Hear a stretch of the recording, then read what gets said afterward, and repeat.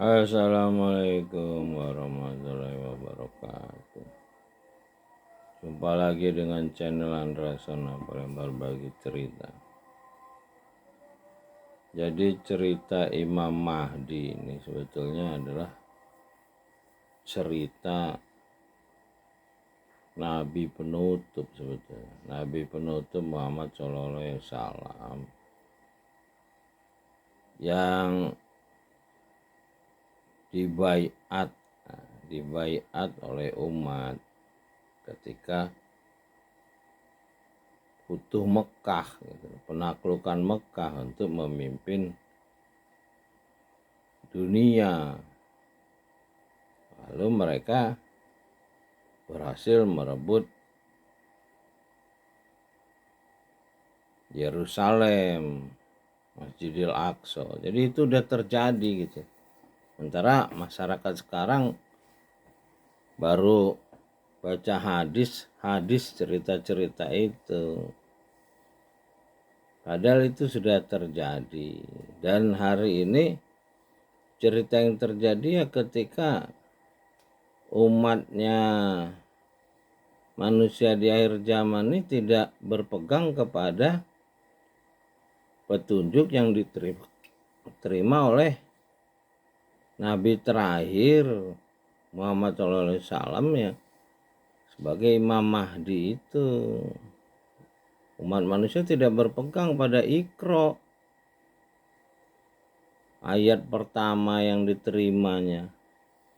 Mereka tidak membaca kitab yang menjadi petunjuk yang disusun oleh khalifah dan diterima oleh Adam alaihissalam sebagai khalifah pertama.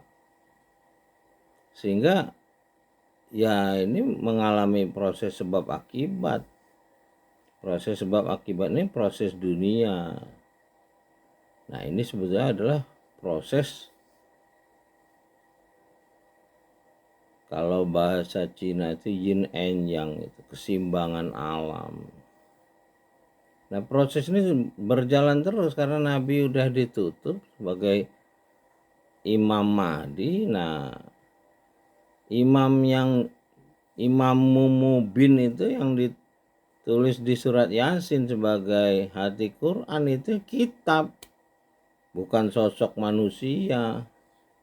Manusia yang Iqra menjadikan kitab ini imam, jadi petunjuk. Jadi kalau ditanya ketika mati siapa imammu, ya imamnya kitab ini. Kalau bukan Fulan bin Fulan, nah sekarang ini disimpangkan nih jadi sosok manusia. Itulah makanya perintah pertama itu zalikal kitabul la raiba fihi hudalil muttaqin. Nah, tunjuk alazina yu'minuna bil ghaibi, beriman kepada yang gaib. Nah, beriman kepada yang gaib ini enggak ada nih di rukun Islam, rukun iman. Syahadatnya bukan kepada yang gaib, padahal udah jelas beriman kepada yang gaib. Jadi jelas sekarang umat manusia ini mulai kembali Iqra. Justru mereka yang ilmuwan yang tadinya notabene bukan beragama yang dibilang agama Islam, mereka justru ilmuwan beragama pada petunjuk alam semesta. Mereka mencari Tuhan seperti Nabi Ibrahim alaihissalam, mencari Tuhan dengan mempelajari alam semesta. Nah, Nabi Ibrahim itu beriman kepada pencipta alam semesta. Nah, akhirnya mendapat petunjuk dari ruhnya, karena ruh itu ruh malaikat yang ditiupkan kepada manusia itu adalah petunjuk gitu loh. Cuman diaktifasi dengan passwordnya yang ada di kitab yang disusun oleh para khalifah. Karena para khalifah itu orang-orang yang langsung dibimbing oleh Nabi terakhir Muhammad SAW. Ya mudah-mudahan banyak orang yang bisa Iqra Kalau dia ikro berarti dia udah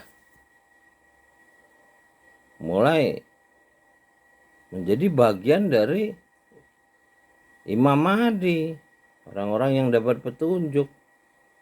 Mereka inilah yang akan memperbaiki alam semesta sesuai perintah. Musuhnya siapa? Ya Dajjal, si iblis pembohong itu. Bukan sosok juga, itu adalah sistem juga. Sistem kebohongan dunia. Jadi ada upaya-upaya yang semacam mengecilkan masalah sehingga orang itu tidak bertemu dengan petunjuk gitu loh. Kitab yang menjadi sarana untuk kita kembali ke pencipta, tawab. Nah, makanya dibilang tawab.